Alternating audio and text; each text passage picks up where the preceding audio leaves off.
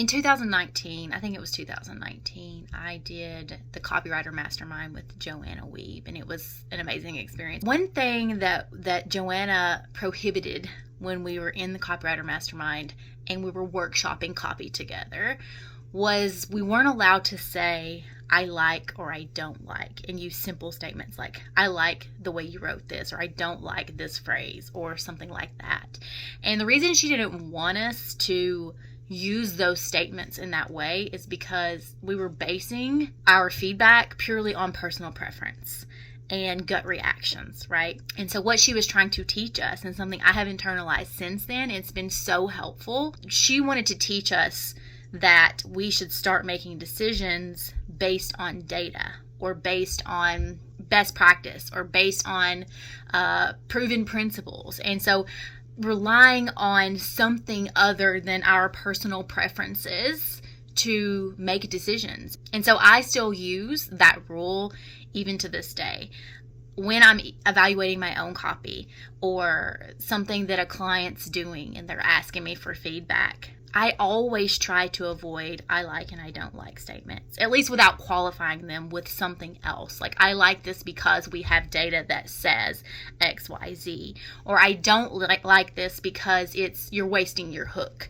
Or I don't like this because it doesn't line up with what we know about our ideal buyer based on our voice of customer research and that conversion context. So the takeaway for this is to avoid using these simple I like or I don't like statements, and start basing your decisions and your feedback on something more substantial, preferably voice of customer data. And you can also rely on like proven persuasion frameworks or best practices in conversion copywriting, or something that's more reliable than just a gut reaction and a personal preference. This simple mental shift alone will help you take all the marketing you do to a stronger foundation. So helpful questions to ask yourself might be, is this email based on a proven persuasion framework? And if it is, which one? And why did I choose this one? So this is something that I do whenever I have a piece of copy. Of course, I plan everything with these things in mind.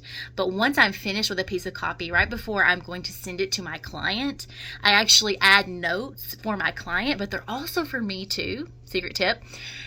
To explain why certain decisions were made, why this is here, why this is here, why this is written this way, why we're doing this, why it's in this order. And so what I'm doing is I'm pulling from my brain and from the purchase profile that I have built in an earlier phase of the project, and from all the things I know about the conversion context and best practices and proven persuasion principles. I'm pulling all of that to the surface and making sure that I have written the piece that I'm about to send to my client intentionally, that I have reasons for writing it the way I wrote it. And by far, that improves not only the copy you're writing, but the conversations that you have with either your client or your boss or your team members. And it just makes the conversations that you're having around copy and conversions more strategic, more intentional, and more productive.